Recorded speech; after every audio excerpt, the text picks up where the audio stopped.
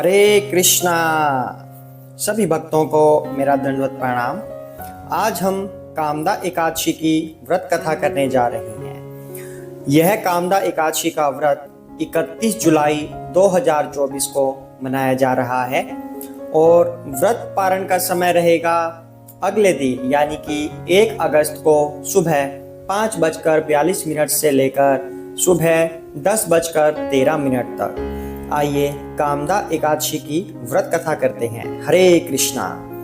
श्रावण मास कृष्ण पक्ष की। युधिष्ठिर बोले, हे गोविंद, श्रावण कृष्ण पक्ष में एकादशी का क्या नाम है सो कहिए।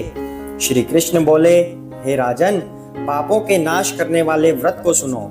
प्राचीन समय में नारद जी के पूछने पर ब्रह्मा जी ने उनसे कहा है, उस उत्तम व्रत को मैं तुमसे कहता हूँ। इस एकादशी का नाम कामदा है। इसके सुनने मात्र से अश्वमेध का फल मिलता है। जो शंख चक्र गदाधारी विष्णु भगवान का पूजन करता है, कामदा का व्रत करने वाले को वही फल मिलता है। सामग्री समेत ब्याई गो का दान करने से जो फल मिलता है, वही फल कामदा का व्रत करने वाले को प्राप्त होता है। जो उत्तम मनुष्य श्रावण में श्रीधर भगवान का पूजन करता है, उसको देवता, गंधर्व, उरग, पन्नग सबके पूजन का फल मिल जाता है। इसलिए कामदा एकादशी के दिन हरि के यत्न से पूजन करना चाहिए। इससे बढ़कर पवित्र और पापों को दूर करने वाला व्रत नहीं है। कामदा का व्रत करने वाला जो मनुष्य रात में जागरण करता है, उसको भयंकर यमराज दिखाई नहीं देता, न उसकी दुर्गति होती है। कामदा का व्रत करने से योगी मोक्ष को प्राप्त हो गए हैं। तुलसी के पत्तों से जो हरि का पूजन करता है, वह पापों से ऐसे दूर रहता है जैसे कमल का पत्ता पानी से दूर रहता है।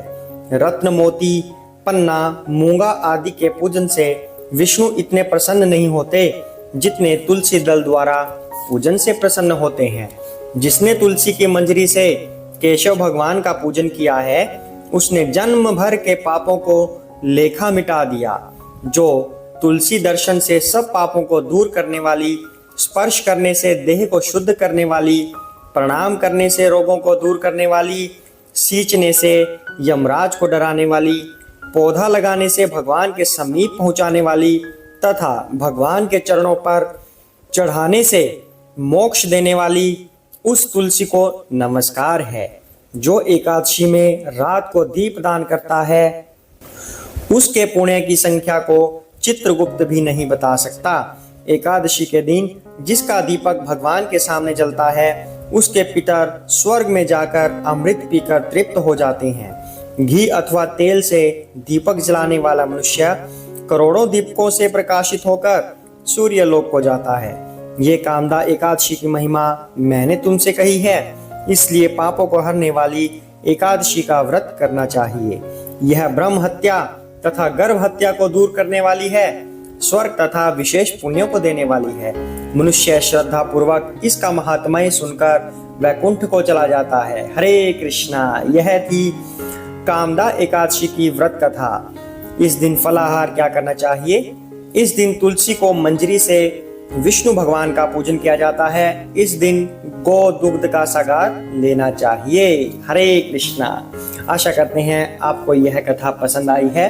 अगर आपको यह कथा पसंद आई है तो हमारे साथ बने रहिए। चैनल को सब्सक्राइब कर सकते हैं, क्योंकि इस तरह की व्रत कथाएं चैनल पर आती रहती हैं। और इस चैनल पर श्रीमद् भगवद गीता का पाठ भी चल रहा है।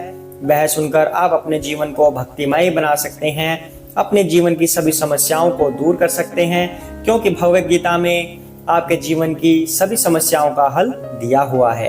तो सभी साथ में बोले, जय श्री कृष्णा। हरे कृष्ण कृष्ण कृष्ण हरे हरे, हरे राम राम राम हरे हरे। जय काशी मैया।